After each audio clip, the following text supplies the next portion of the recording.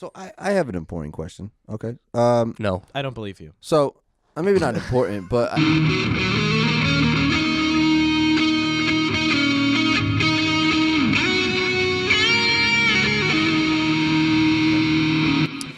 Good morning, everybody. Welcome to the Life podcast at the studio production. We're here live in the studio with Eric. what's going on, Eric? everybody? Good morning, Eric, and Benjamin. Hi. Hello. How are you? That's your Hi. name. That's Hi, it. That's my I'm name. normal. Hi. Hi, I'm normal, I'm not And- weird. It's fine. and I'm Tyler. This is our first episode here on the Life podcast, and not even gonna play. We gotta try to figure out a way to be able to rightly define what is this podcast. So thank you so much for tuning in to our first episode of season 1, and we're just gonna kind of kick the ball off and get going. I like how we're defining seasons already. That's like season 1 because there's gonna be a season 2. Well, let's be real. Let's talk about what the purpose of this podcast, like what originated the idea of it. What originated the idea? Well, I think we were all in agreement. This wasn't a one-sided production. We all came together. All of our hearts had a piece of this to be able to bring this into a full podcast. But basically, we wanted to set out to make just a genuine talk and discussion about life's principles and what is life and how to do life well. Yeah. That's why we're in the society and culture. Oh, Go ahead, continue. Coffee machine. It's wonderful. it's okay. We can We'll have to do that on a break, but continue. Anyways, Cut myself out. Everything's just cut everything. cut everything. I'm not a fan of editing. Just keep it in.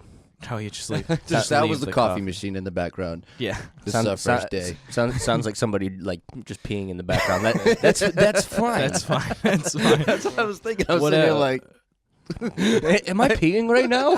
Whatever you think it was, that's what it was. Sudden loss of bowel control. yeah. That's your biggest problem. Like that. Anyways, getting back to the point, to define what is the Life podcast, we were looking to do a practical life application, and just how to do life well and have a real and genuine conversation between 3 growing and grown men. Yeah, because we have these conversations all the time just as people. Mm-hmm. So we thought, well, we might as well just record them and see what comes out of them because, that's what we do anyway. When the 3 of us are together, we have these interesting conversations and we talk a fair amount. And, might as well record it, might as well share it with people. And I think that people will think it's interesting. And for me, like, I don't want to have, like, I'm not saying that this isn't anything, like, for me. Like, I do enjoy doing these kind of things. But, like, I really want to be able to provide some sort of value for people who maybe are just going through something that we are going through. And we're just able to talk to each other about it. We have that advantage to be able to record ourselves. And hopefully somebody can listen to it and be like, wow, that really helped. Or I just want to keep, this is cool advice. So I don't know exactly where it's going to go, guys. But, I mean, I'm excited to see where it goes. Today's topic is going to be about being real. And what it means to you. I think that everyone kind of has a different definition of being real. I think it's one of those things that no matter who you are, you have your own unique perspective of what it means to be real. So I think we should talk about it today and get an idea of what we think is real and what it means to be real in this just every day. Mm-hmm. Yeah, we that was one of the main things that Tyler and I were talking about, or all of us actually in general, about this show where it's like, let's be just genuine people. I think that if we're just genuine, and if the whole theme of the show is being genuine and being real, where the world now has gotten to the point where everything's so fabricated and everything's so like polished, and that's really Instagram. Yeah, exactly. Where the Instagram with the 30 minutes to take one picture, where everything has to be exactly perfect. That's what I do. Of course, I take 30 minutes to get my Instagram picture. I always wondered why your Instagram always looks so good. Yes. But no, that's absolutely right. I mean, with this world that like of social media and social influence, and it's a reward to be a social influencer. In order to become one, you have to like only show what like the world wants to see, but you don't show everything that's exactly honest. You know what I mean? You're not showing the struggle that it took for you to get that 30-minute picture. And if you are, I'm watching you because that's awesome. I think that you should be showing that 30-minute process of like that one picture just to like, that would be really cool and different. So if anybody does that, but it's real because in this world of social influence and social media, people really do try hard. They wake up in the morning, they're like, how do I impress my followers today? And that's their first thought in their day. And I'm not saying there's anything wrong with that. That's a good thing. But how are you forgetting what is real about you? You know what I mean? Like the flaws is what makes us real. You know? Amen. Or even the or even the process We got something. to get back on that. Thinking about just being real. Society itself, that was like a buzzword or like a slang thing, like, oh, that's mad real, or you're being mad fake guy. Like stop being like that. The market got so saturated with the terms of like keeping it real, keeping it 100, bro. Yep. It's like it began to actually like dilute the meaning or shift and change the meaning of what is real, what is not. And I mean, I'm sure I've probably even been guilty, like, oh, like that's so real right now, using that, but it's like I don't know what that means. Like I kind of used it just as like oh, that's so good, but maybe it's not actually real. I think that we're surrounded so much by this distilled essence of everything, and that sounds really formal, but it's not. Where it's like everything's like extract, and like the food and the people and everything. It's like if you want something, you get rid of all of the stuff that's not that specific thing, and then you amplify that so much. So it's like we see it a lot in food, where it's like, okay, like orange juice extract or juice extract, where it's this amplified thing so much, and you remove everything but that very specific thing. And I think that's culturally too, where it's like I want to see, like, Tyler and I are car people, like, and we see like, okay, I want to see cars, and there's like this ethos around this that's just so amplified, where everything has to be perfect and everything's so extreme and everything. It's like it's just amplified. If you don't have so the much. right plated stainless steel bolt for this thing, like that car's trash. No, it's junk. It's not perfect. Exactly, and maybe I'm not explaining it in the right way, but it's like everything has to be so refined and so like detail oriented, and it's like I think that people are really saying like there is a place for that, but there's also a place for like the diamond in the rough, where it's like I want to see the process, I want to see what's going on, I want to see everything about it, I want to see like the genuinity of this concept. And I think that's so important, especially with like, you know, relationships with people, you know what I mean? Friendships, and like people don't, like, you can't keep up this front. Like, well, you could try. Like, kudos if you try, but good luck. But keep up this front of perfection for people that, like, I don't ever, you know, I never do that kind of thing. Like, you have this, like, image about yourself that you want to look like, but you don't want to show anybody the, you know, darker sides of you. Not really dark, but, you know, like the not so perfect sides of you, like that bolt that isn't shiny. You know what I mean? Keep them away from that. Right. Because that's gonna ruin my value. The first like step out of like I never do that is an obvious sign that we actually do that. Oh, absolutely. Like the minute I say like, oh, I never do that, it's like, oh, never? No, no. Yeah, it's. I mean, I heard it once. I don't know exactly where, but we attract people who mirror something about ourselves. You know what I mean? So your friends are usually a part of you that, you know, you see in yourself, and it's like that, like, mirror reflection of you.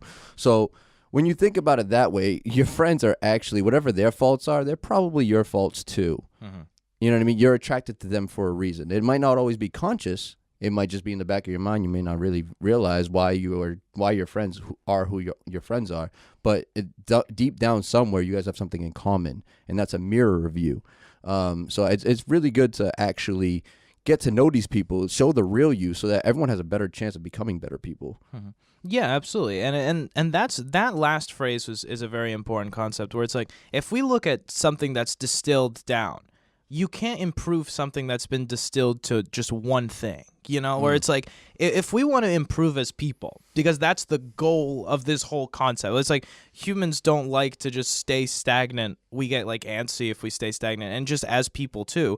It's like if you want to improve, you have to accept that nothing is perfect, you know, or at least most of the stuff that you do isn't perfect. And if we're surrounded by this Instagram culture, and we're surrounded by this formality and this like refined product, we assume that we're just like a horrible human compared to everybody else that's out there. So unhealthy. But And that's extremely unhealthy, where it's like Instagram is filled with, and we're picking on Instagram, but social media in general is filled with, oh, my friends are on vacation, they're having the best time of their life, they always have fun, or all these people are doing all these amazing things, and this person's so beautiful, and this or whatever, and it's like the extremes of everything, and we just think like, My life sucks. I'm a horrible human being, like why I got the bad string. especially when you wake up in the morning and that's the first thing you do. Yes. You wake up in the morning and you go on Facebook, or you go on Instagram, whatever it is, it doesn't really matter. They're all about the same. And that's your first comparison in your mind. Your first thought is like, wow, this person's on vacation, or wow, this person just got married, or wow, this person is with that person. Like, wow, that's awesome. Yeah. And like, well, you probably won't say that's awesome. You'll be like, I wish I was them kind of thing. But that's like a messed up, like my mentality is that that's awesome. But Yeah. It took absolutely. me time to get there, because at one point, I will admit, like I would wake up in the morning, that was the first thing I would do. I would go on and I'll be on Facebook, and I'd end up down one of those video timelines, and I'd be on there for hours. Tyler was talking about it the other day. Those things are rabbit holes. You know what I mean? It's one of those things where if that's the first thing you're feeding your mind in the morning, you're setting your first thing is comparing against people that really have nothing to do with your life. Like at the end of the day, like whoever your friend, like granted, Facebook's amazing. We can connect with a lot of people that we usually couldn't connect with before, which is really cool. But at the end of the day, most of the people on there probably weren't supposed to be that close to you anyway. So you shouldn't have to know when they're on vacation. You don't need to know when they got that promotion. You don't need to know everything about them like that. They're posting only the best parts of their life. Amen. And you're comparing your worst day to their best part of their life. How is that even fair? Yeah. You're setting yourself up for failure going that way. Well, Facebook's a wonderful tool, and it can be used when it's used appropriately. It can be an amazing and powerful thing. Something like nitroglycerin. Nitroglycerin can stop somebody from having a heart attack and dying. A very small, minute dose used appropriately in the right timing. But if not, if you didn't know about it, nitroglycerin is extremely explosive. And it's like, okay, well, like, Yeah. This turned into a chemistry podcast. Yeah, exactly. Right? I'm learning. well, dude, if you drink nitro, you'll die. Yeah. It's just like drinking anything else that's just toxic. You will die. But also, it's extremely explosive too. But if you didn't know that, you wouldn't fall into that kind of thing. But while we have 5 minutes left before we break into this next thing, I just want to come back and center us and focus on what it is to be real. Break down the concept of what is real. And then once we come into our next segment, we'll kind of open up and divulge in these little rabbit trails of what it is to keep it real and what it is to actually be real in the human side, the human element of keeping it real. I'm going to let you take that first, Benji. If So- you're ready. Not to throw you anywhere, but yeah. No, it's being real is it seems so basic, but we live in a society where it's not, and that's the dangerous part. Is that being real is kind of being the outside person, like, and this is, of course, you can take this to an extreme and have no filter and be that weird person that nobody likes, but like being real and being genuine and just like saying, like being who you are. If you start to bend to the will of other people or bend to the will of like all of these different individuals that you hang around with, you start to lose your identity as yourself too. And that's the dangerous part, where social media is so rampant, and social all this concept where it's like everybody's watching everything that you do, so you have to do everything perfectly, and it's like, and that's a very dangerous position to put your mind into. And we look at the statistics for mental stress, or for like mental depression, or for anxiety and all of these things, and these numbers are climbing, and it's definitely not a coincidence that these numbers are climbing with the advent of social media and with the advent of everybody being a part of everybody else's life. It's like this puts mental stress on people, regardless of if you realize it or not. So why are we putting ourselves through this mental stress if we don't have to? Absolutely. Another thing about being real, in my opinion, is kind of just not being afraid to like follow what makes you feel good. You know what I mean? And not in like, obviously there's the law that you must abide by. Crystal meth. I'm following all the crystal meth right now. Yeah, exactly. There are definitely things that make you feel good, probably aren't recommended. Cocaine. By your doctor. But I'm not a doctor, so. In 1876, he would have prescribed you cocaine for that headache. Yeah, exactly. And then we realize like things don't. So it's probably not the best idea. Just brushing your teeth with cocaine induced. Anyways. But yeah, no, keeping like being real to me is like following what makes you feel good, even though it's not normal. You know what I mean? Because there are things that you want to do in this life that maybe like hasn't been done before, or maybe it is just kind of out there, and your parents are like, that'll never work. Whatever the case may be, being real with yourself and being fully honest with yourself means that you're going to pursue whatever it is that passion in you, despite the controversy and the challenges ahead of you. And to me, that is a big part of being real and being a real person, is like how much of your life are you masking yourself from? You know what I mean? Lying to yourself about and telling yourself like, this is a desire of mine, but it's not real. Yeah. You know what I mean? I'm gonna go do this instead because it's normal. Because that's what's expected of me, or 'Cause that's it's what's societally acceptable. Exactly. Yeah. You can't lie to yourself. Oh, Like, yes, you can. Well, you can lie to yourself. You're not supposed to lie to yourself, or don't lie to yourself is probably the best way to phrase that. Where it's like, we're the best at lying to ourselves. We fake ourselves out all the time. Where it's like, we have to be real with ourselves first. Like, that's step one. Before you can be real with society or with anyone around you, you have to be able to say, okay, I'm going to be real with myself. I'm going to actually have a one face. You know, we have this saying all the time where it's like everybody has three faces: the face they show others, the face they show themselves, and the face they truly are. And that's a dangerous perspective to have, where it's like we need to distill ourselves down into who you really are. I'm glad you said that, because like about a year ago, maybe two, I heard this saying, and it was like, no one actually really knows who you really are. Nobody on this other person on this planet really knows the true you, you know, and that blew my mind, because you can have someone that you've known for years and you've shared everything with them, but there's always that one thing or two things or seven things that you haven't shared, that you think they know you, but there's that part of you that only you know you, you know, only you are you. So own that. That's awesome. Actually, let's just wrap it up and take a quick break. And when I come back, I want to grill you on the human side of keeping it real. We were talking about Instagram and being polished. See, look at that. Oh, look at Instagram and being polished and taking the stop that thing though. Yes. Eventually, stop. Stop. All right. Anyways, so you're talking about Instagram and how we try to take the human element out of everything that we do, when I mean humanity is what makes us us. That imperfect element. Or talking about the music industry, the human element of actually making music. I mean, that's what destroyed the rock industry. And I want to grill you when we come back. Stay tuned. Ready to rock. We're going. Are you ready? Just like that. That's it. That's it. And that's our intro. That's what it is. Did you get that? Yeah. Yes. All right. So, good morning, Cleveland. Rock for London, mate. Oh no. The only thing that ever came out of Cleveland is the Cleveland Show.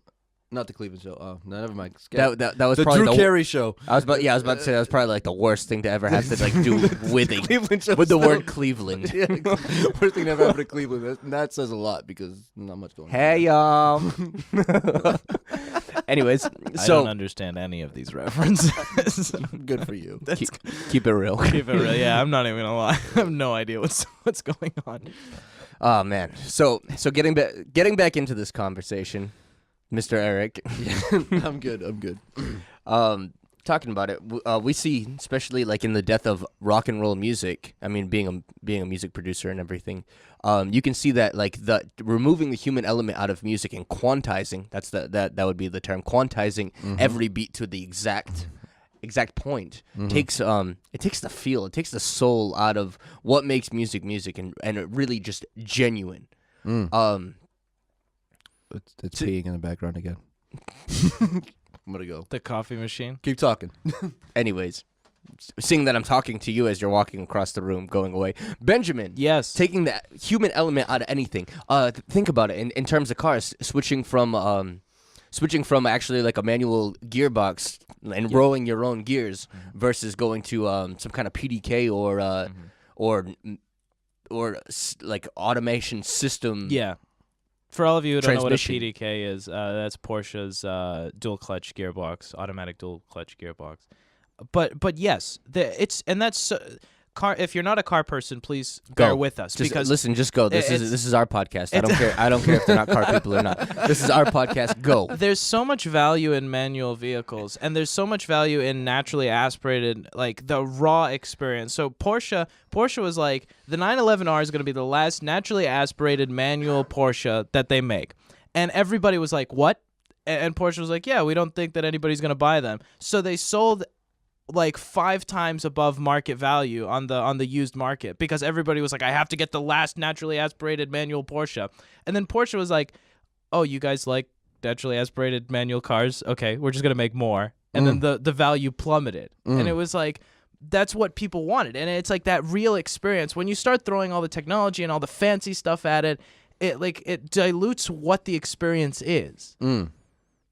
Yeah, I mean, that makes a lot of sense. Going back to the music side of it, I can completely understand that too. And let me try to explain this in a way that everyone can understand. Like you said, like rock and roll died out with the quantization of, the new genre, EDM, hip hop, all the new stuff, the stuff that, is very popular. But you have a lot of, things that are being made on computers nowadays, things that like are almost errorless. I can go in and I can make any type of beat right now, and it could be perfectly on hit. Every 4 hits, it'll be a kick, perfect kick. Like there is not a second off. Flawless samples. You can do everything like that, but when you play it all out and you actually play it back, it sounds like, in my opinion, very cold, very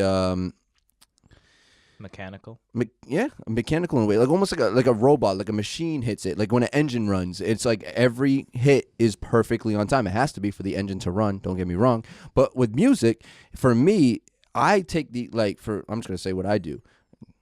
Yeah, but I take the extra time. I don't always quantize completely. I like my beat samples to be a little bit off. Not crazy, not where it's like, oh, wow, that was off. Just slightly off. And this gives it, and I also like to live play my stuff on a pad or anything I can get, just so that it gets that human element on there.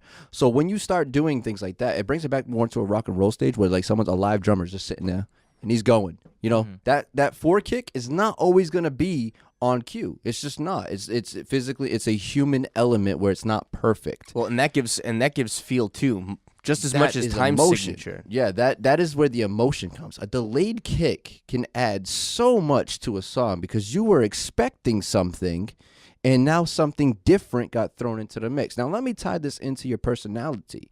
If you are perfect, you are boring. But when you throw a little bit of a delay into anything of what someone else expects of you, now they look at you, they might accept it and they might reject it. That is fine. But that makes you who you are. So that delayed kick that you have, that weird laugh you have, that whatever it is, that smile that you don't like showing anybody, or your teeth that you don't like showing that anybody. Crooked snaggletooth. Exactly. Whatever it is that you feel is your, not a gift, like whatever you feel like is definitely like your flaw, like that's what makes you you. And that's what makes other people want to know you. If you are the same as the next person because you only show your good side and that person only shows their good side, you guys are really similar because everyone wants to be a good person and everyone's standard of a good person is pretty close. Right. You know what I mean? Everyone has that vision of who they want to be. And if everyone's that standard, life is boring. If I already know this person, why do I need to know you? Exactly. And even thinking about that too, I mean, something that's really liberating to think about is you were made and created exactly the way that you're supposed to be. Absolutely. Own it. Rock what you got. You can't change it. I mean, except the things you can change. There are many things you can change. You can change your attitude. You could change how you handle situations. You could change these kind of basic things, but that has nothing to do with who you are. That has to do with how you were raised, and that's a completely different conversation. Right. So, but the things that you were born with, like I have large ears. I had to hear it when I was. I hide them behind headphones a lot. But like that's who I am. You know what I mean? That's Please a part tell of me more, Dumbo. Come Yeah, on. Come wow. on. Come on. No, you can get me too. I got plenty of them. That just struck me. that- The yeah, it ginger just hurts, beard. yeah, The so- ginger beard just struck me. Oh wow. But anyways, But My beard has no soul. Continue. Wow, jeez. This just shifted gears.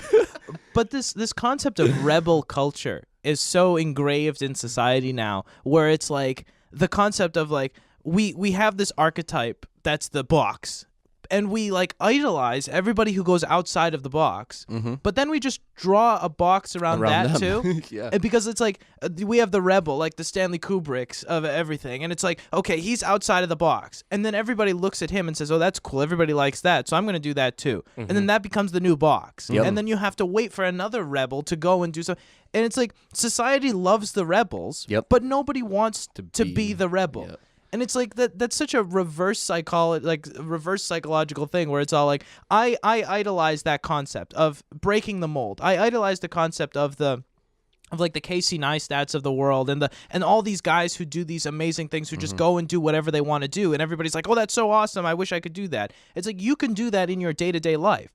The first step isn't jumping out of a helicopter. The first step is, maybe not saying yes to that thing that you really don't want to do because of some social cue. Absolutely. And that's what we really need to learn, is that's what being real is. That's why we're here. That's why we're doing this podcast, is because of this concept. Is like you have to take the first step. There's a first step in this process. And there's like this itch of like wanting to remove the human element out. As we started, I could feel that like I don't want to say anxiety, but like the anxiousness of like, no, we gotta trash that right now, or we'll take that out and post. And it's like, no, to keep it real, it's like this is exactly what happened. There's a coffee machine making a pee drip in the background. It's like let the pee flow. Like, and it's Please like not literally. it's such an I don't have to interesting clean thing. it. Yeah, fair enough. But that's such an interesting thing where it's like most of the people who are listening to this have a coffee machine. And it's like there's nothing wrong with having a coffee machine in the background just making noise, but it's like people will get mad about this concept where it's like this is in your day-to-day life in the background anyway. Like you probably go and do stuff with your coffee machine in the background, but like you assume, oh, everything has to be so polished, everything has to be perfect, everything like how dare the podcast that I'm listening to with my hard-earned time as a coffie machine running in the background. It's like that's like why are we so mad about all of these random little things? No, that's absolutely right. It comes all the way down to like that image. We all try to have that image so that like people can hear you and everything is fine and dandy over here on our side. Like we woke up bright and early and we were happy to wake up. Yeah. I don't know about y'all, but I struggled. I snoozed.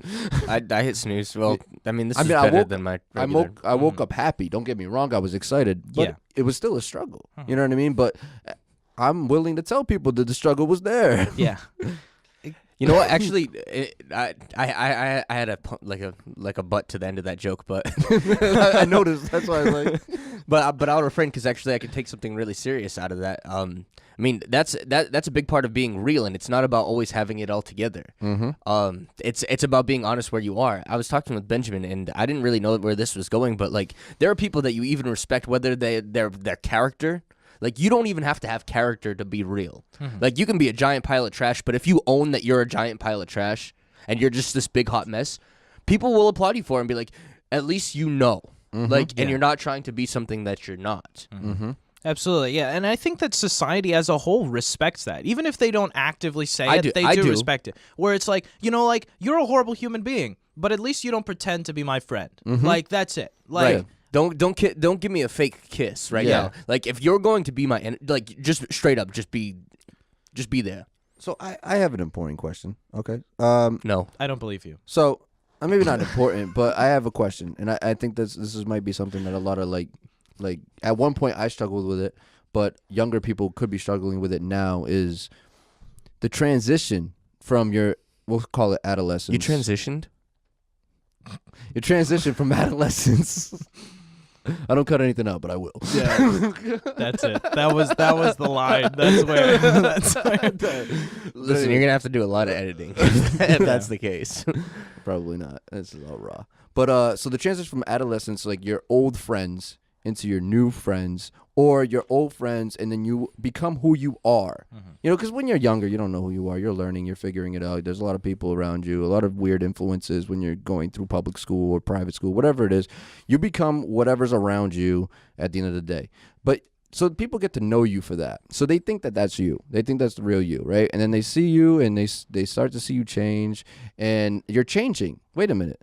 That's not real. You know what I mean? Like, what about changing is real? Like, real stays constant, doesn't it?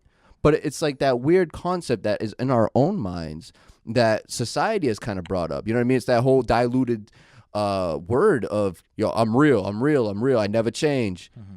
Changing is part of being real. Yes, absolutely. Yeah.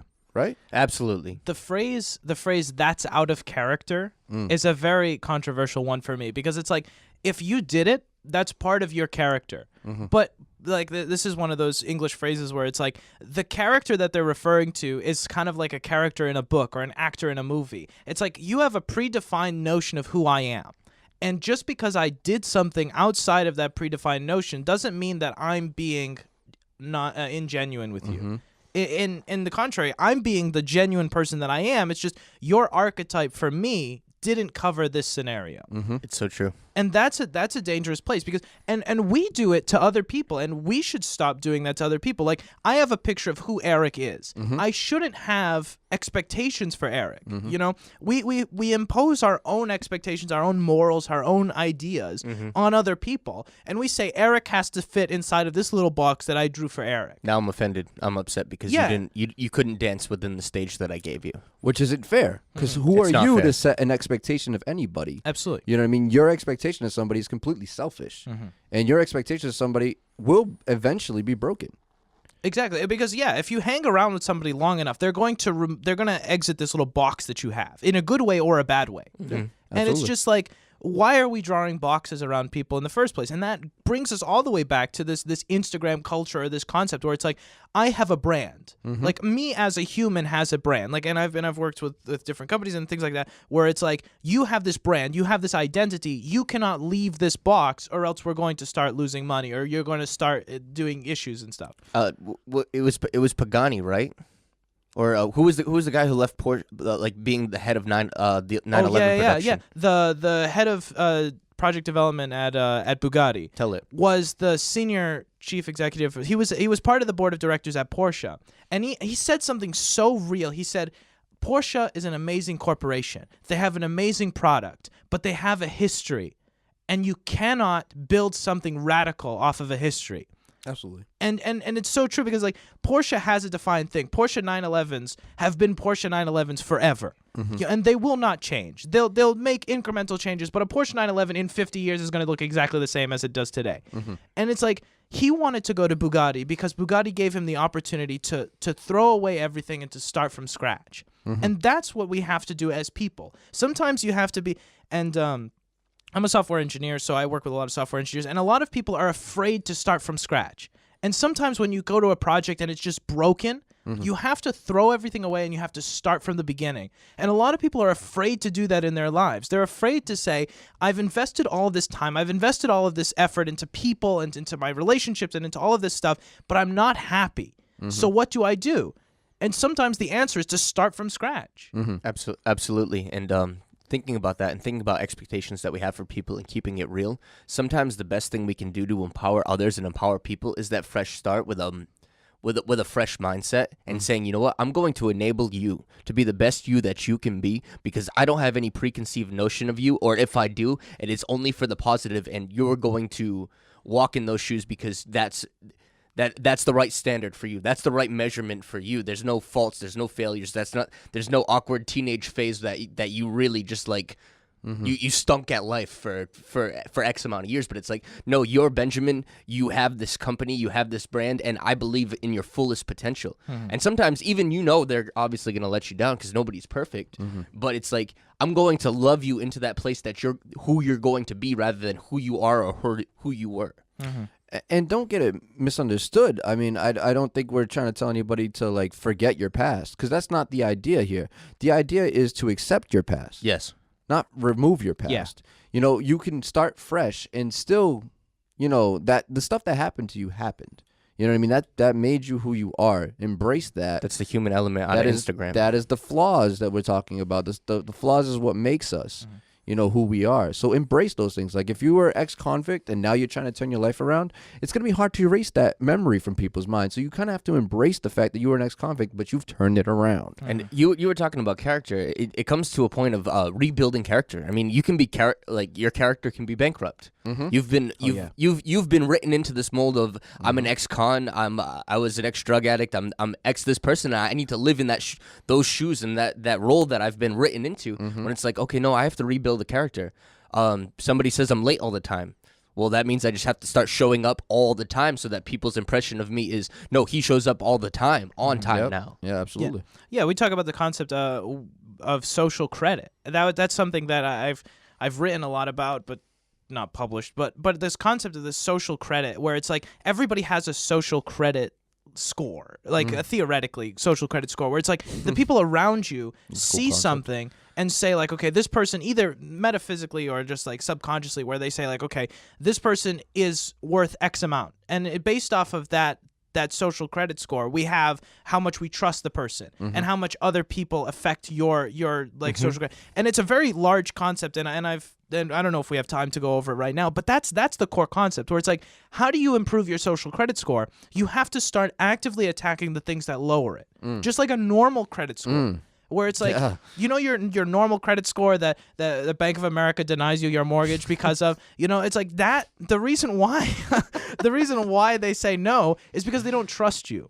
And it's like they have a predefined box, and that's not necessarily the best thing. But they have a corporation, and we're not going to get into that either. But it's like you have to attack the things that are lowering that. Like Tyler said, if you're the guy who everybody says, oh, he's always late or she's always late, then start attacking that concept. Start redefining what people expect of you. Absolutely. Because whether we want to accept it or not, people have standards. Yeah. I have a standard for my friends. I'm not just going to let anybody walk into my life and become a friend. Absolutely. At one point, maybe. But now, it's like everyone has that standard. And I love that analogy with the social credit score. I think that's like copyrightable. That's a large project. We're gonna get there. One day at a time, but that's great. Well, no doubt, guys, and I'm definitely sure that we're gonna talk about keeping it real for a few days, because there's so much around it, and we'll probably milk this pony until she can't give anymore. Yeah. That was a beautiful hand gesture. I'm sorry to all the people who can't see this. Yeah, that was good. Well, it was almost like I was shooting, but then it was like, yeah, just a little curl. There's a little curl. Hey, listen, I lived on a dairy farm for almost a year. Yeah. So fair enough. that was kind of like that was That's my the technique. That was my milking That's technique. the technique. It was in a third world country of all places, but we can get into that once we all know like once we all know each other. When we got the backstory. Yeah, that's it. But we got any closing arguments, any closing statements before we close episode 1 of? Oh, we're closing the episode. Oh wow, yeah. Oh, okay. I just want to talk about like barriers that stop you from being real. Like obviously fear. Rip it. But let's talk about like a common fear that people face, and then we can talk about how to overcome that fear. Because being real is terrifying. Yeah. It is. I mean, I don't care where you are in the world, especially in big cities. It's a little different when you're in a small. It's harder to change your brand in a small area. When there's only 3,000 people in the city that you lived in, or in town, I guess. You know what I mean? It's hard to change your brand, but when you live in a big place and a lot of people know you, it's very scary to show your real side. So what do you recommend? Well, it's the first step in all of this is being okay with yourself. If you're not okay with yourself, you're not going to be okay with anybody else liking you. So that's the tough part, where it's like, if I can't be okay with who I am, I don't care I shouldn't care what Tyler thinks of me. And that's the core concept, where it's like, are you okay with who you are as a person? And that's Tyler's pouring coffee right now, so I'm kind of like flustered over here, but it's okay. Recollect. Let's recollect. Yeah, absolutely. Where it's like, are you okay with yourself as a person? That's step 1. Because if that answer is no, you're not going to be able to fix any other person's perspective of you. So step one, be real with yourself. Ask yourself the tough questions, because all those questions that you get on those blogs where it's all like ask your partner before you get married or whatever. Ask those questions to yourself. Create a scale of where you are on a bunch of different things. That's great advice. And say, what do I really want to change? Or what questions made you answer in a way you wouldn't have expected? Because we answer questions in a different way than we expect ourselves to. And that sounds kind of like weird, like, oh, super psychological. It comes down to lying to yourself, but continue. But yeah, absolutely. It's like, where do I want to be in 5 years? Is a very different statement than where do people want me to be in 5 years? Oh, absolutely. Before we get too far away from that, the secret of self-confidence. I mean, we all have our own insecurities that we have to work through, and we actively do work through. But really, just being adept to rock what I got. This is what I got right now. This is exactly where I am at this moment. I have to embrace everything I am. I can't look forward and be like, oh, I'm not this yet, so I can't. I get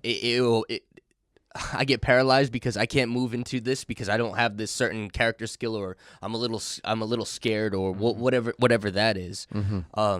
So regrouping that thought, sorry.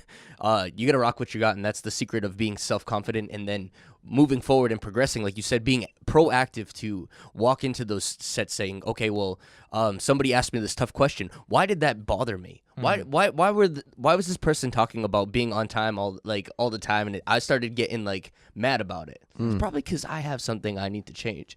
And actually having and asking ourselves those hard questions, like when somebody starts talking about something, if it starts to upset you, why does that upset you?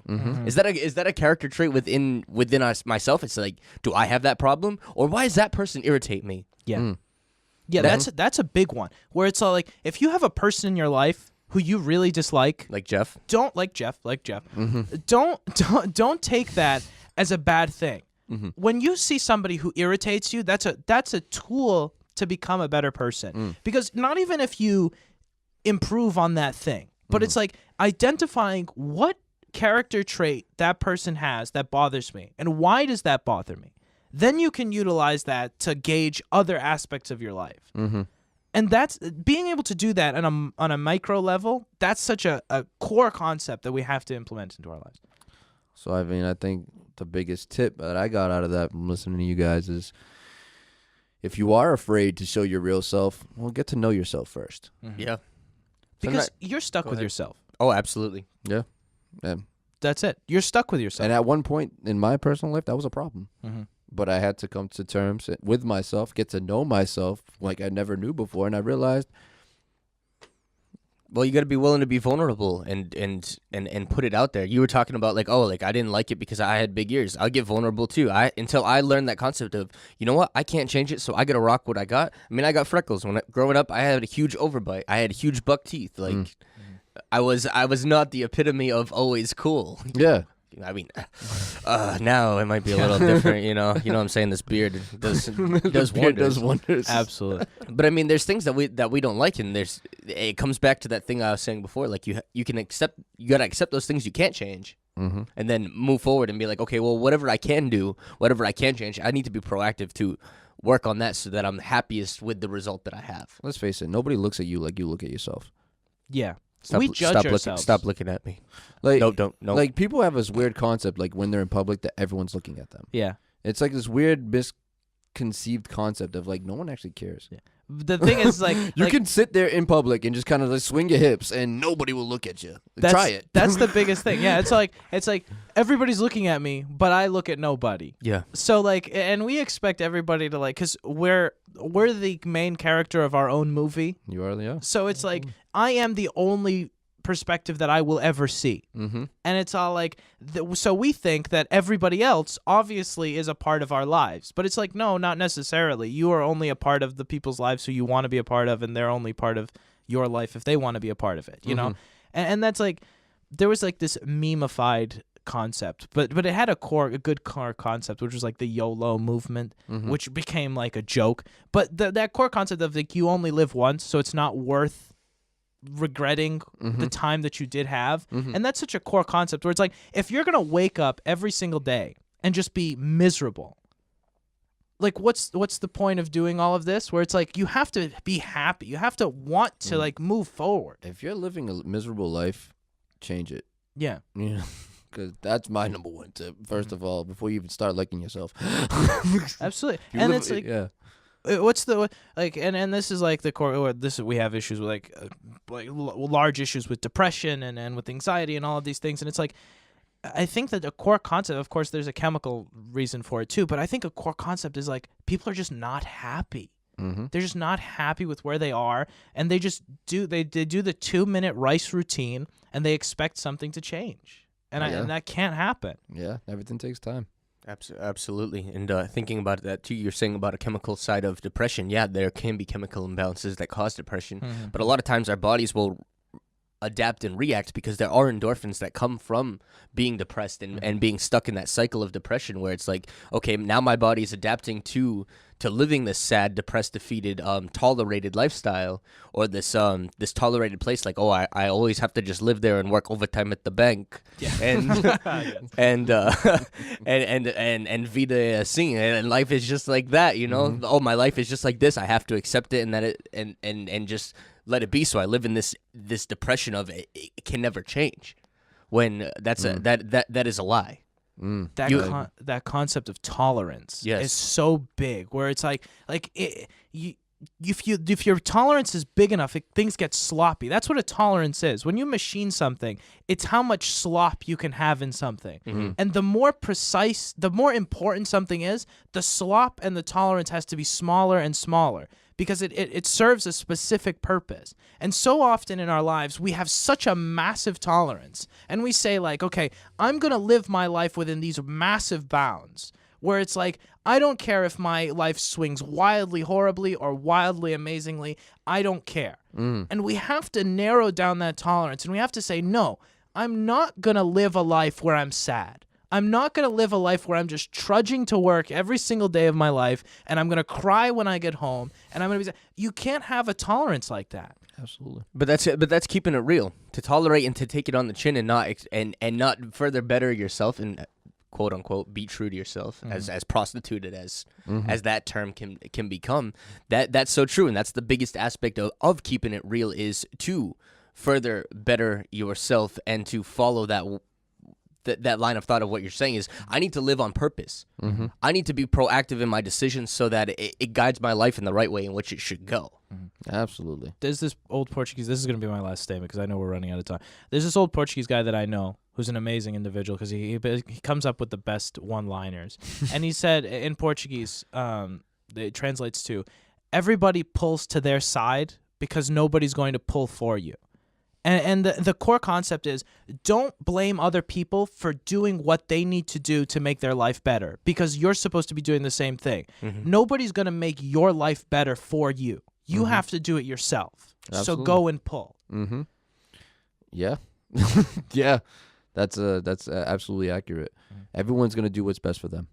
At the end of the day, that's what you cannot blame them for that either. I say that all the time. You cannot blame somebody for doing what's the best decision for them just because it didn't line up with your expectation of what you wanted to happen, because you want to play this weird dictatorship role in your life. You can't get mad when other people do what's best for them. That is part of life. You can only do what's best for you and help other people when you can. You know what I mean? Don't throw people under the bus and say, it's better for me. No, I'm not saying that. But I'm saying is, don't get mad when somebody doesn't do what you asked them to do, because it just didn't work for them, because doing it for them was going to cost them more than they were willing to pay. There's definitely a min-max to life. And we'll talk about that next week. Yeah, or next episode. Yeah, next episode, which is this week at some point. Thank you for listening to the Life Podcast Show. We really appreciate all your support. We meet every Monday, Wednesday, and Friday morning just to talk and share our perspectives on everyday life situations. If you haven't already, please share this with your friends and give them a chance to join the conversation. Also, if you liked what you heard today, rate our podcast. The higher the rating, the longer we can keep this going. And a special thanks to our future sponsors that will soon partner with us on this journey. If anyone would like to contact us, please email us at thelifepodcastshow@gmail.com. One word. That's thelifepodcastshow @gmail.com. Be blessed and have a wonderful day.